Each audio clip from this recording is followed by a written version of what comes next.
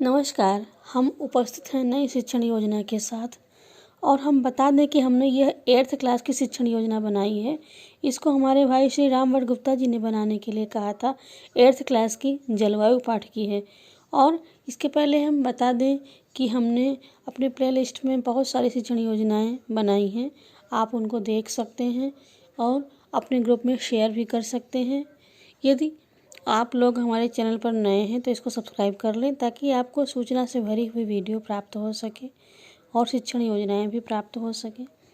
तो हम आगे बढ़ते हैं और शिक्षण योजना का आरंभ करते हैं।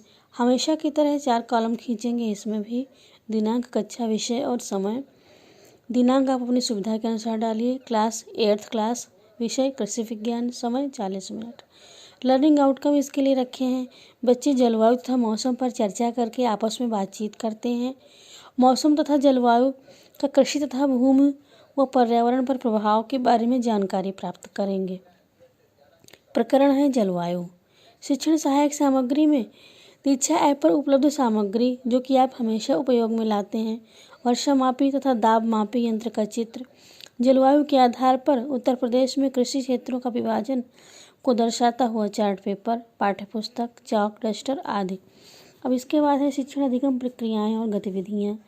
तो इसमें शिक्षण के चरण होते हैं, 3 चरण होते हैं। शिक्षण का आरंभ, शिक्षण का मध्य और शिक्षण का अंत। क्रम संख्या भी इसमें क ख ग डाल सकते हैं। समय जो अनुमानित समय होता है वो है 5 मिनट और आकलन का तरीका प्रश्नोत्तर और सहभागिता। शिक्षिका बच्चों से चर्चा करती हैं।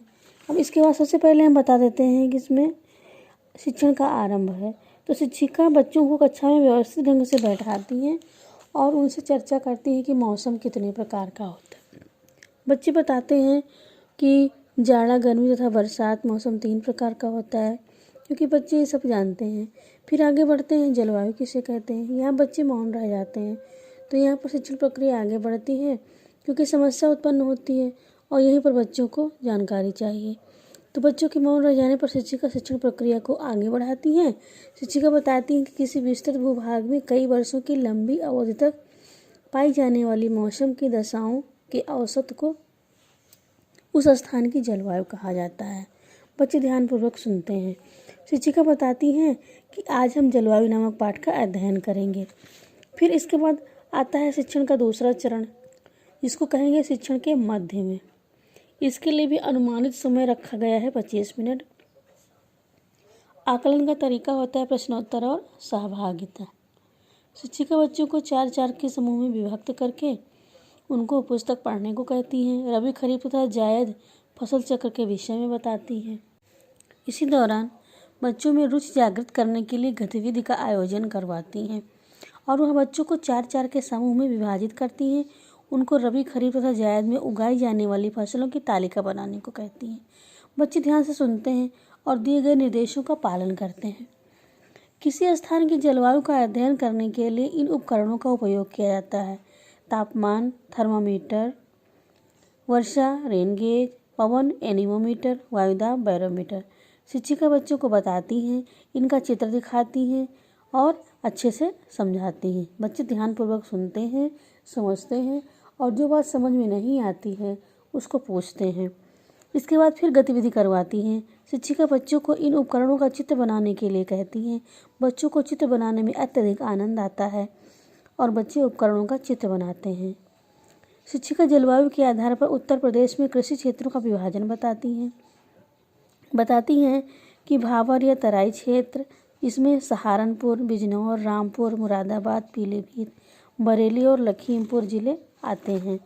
फिर इसके बाद दूसरा नंबर होता है, उसका वो बताती हैं और कहती हैं कि पश्चिमी मैदानी क्षेत्र, इसमें गंगा यमुना दोआब के जनपद सहारनपुर, मुजफ्फरनगर, मेरठ, गाजियाबाद, बुलंदशहर इत्यादि आते हैं। फिर है मध्यम पश्चिमी क्षेत्र, मैदानी क्षेत्र, जैसे बिजनौर, मुरादाबाद, रामपुर, बरेली, पीलीभीत, शाहजहाँपुर व बदायूं के जिले आते हैं। फिर है दक्षिणी पश्चिमी शुष्क क्षेत्र, इसमें आगरा मंडल के समस्त जनपद आते हैं। फिर है मध्य मैदानी क्षेत्र, इसमें लखनऊ, कानपुर, प्रयागराज मंडल, प्रतापगढ़ को छोड़कर। फिर है बुंदेलखंड क्षेत्र, इसमें बुंदेलखंड मंडल आता है। फिर है उत्तर पूर्वी मैदानी क्षेत्र, इसमें गोंडा, बहराइच, बस्ती, देवरिया, गोरखपुर। फिर है पूर्वी मैदानी क्षेत्र, इसमें बाराबंकी, सुल्तानपुर, प्रतापगढ़, आजमगढ़, गाजीपुर, अयोध्या, अम्बेडकर नगर, जौनपुर और वाराणसी इत्यादि जिले आते हैं। बच्चे ध्यानपूर्वक सुनते हैं और अपने ज़िले का नाम सुनने के लिए उत्साहित रहते हैं और बीच बीच में प्रश्न भी पूछते हैं। शिक्षिका बच्चे से पूछती हैं कि तापमान वृद्धि का पौधे पर क्या प्रभाव पड़ता है, तो बच्चे बताते हैं कि पौधा सूख जाता है। शिक्षिका कृषि पर जलवायु का प्रभाव, मिट्टी पर प्रभाव और वैश्विक ताप वृद्धि का प्रकृति पर क्या प्रभाव पड़ता है, इसको भी बताती हैं। फिर इसके बाद आता है तीसरा चरण, शिक्षण के अंत में। इसके लिए अनुमानित समय होता है 5 मिनट और आकलन का तरीका रहता है सहभागिता और प्रश्नोत्तरी। शिक्षिका बच्चों के 4-4 समूह में विभक्त करके उनको पाठ पढ़ने को कहती हैं और उनकी समस्या का समाधान भी करती हैं। साथ ही प्रश्न भी पूछती हैं। पहला प्रश्न पूछती हैं, जलवायु किसे कहते हैं। बच्चे पाठ को समझ चुके हैं, इसलिए प्रश्न का उत्तर आसानी से दे लेते हैं। दूसरा प्रश्न पूछती हैं, जलवायु का अध्ययन किस विज्ञान में किया जाता है। इसका भी जवाब बच्चों को आता है। फिर इसके बाद तीसरा प्रश्न है, किस यंत्र की सहायता से वायुदाब ज्ञात किया जाता है। बच्चों ने चित्र भी देख लिया है, चित्र बनाया भी है, इसलिए उनको इसका उत्तर पता है। फिर आता है अगला चरण, गृह कार्य। तो शिक्षिका बच्चों को गृह कार्य देती हैं। बच्चे उत्साहित होकर गृह कार्य को अपनी उत्तर पुस्तिका में उतारते हैं। शिक्षिका कहती हैं, वर्षा मापी का चित्र बनाइए। फिर दूसरा प्रश्न बताती हैं, भाबर या तराई क्षेत्र में किन जिलों को शामिल किया गया है। इस प्रश्न को बच्चे बहुत ही उत्साहित होकर के उतारते हैं। फिर आता है स्व आकलन का चरण। तो इसमें शिक्षिका बच्चों का आकलन करती हैं तो यह पाती हैं कि बच्चों ने जलवायु पाठ को भली प्रकार से समझ लिया है। बच्चे पूछे गए प्रश्नों का उत्तर बता लेते हैं। इसके बाद आती है आगामी कार्य योजना।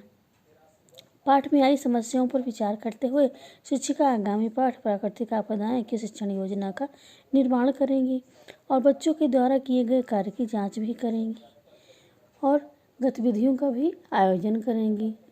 1 या 2 के समूह में अथवा 4-4 के समूह में कौन कौन सी गतिविधियां कराई जा सकती हैं, इन पर विचार करते हुए पाठ को ही समाप्त करती हैं।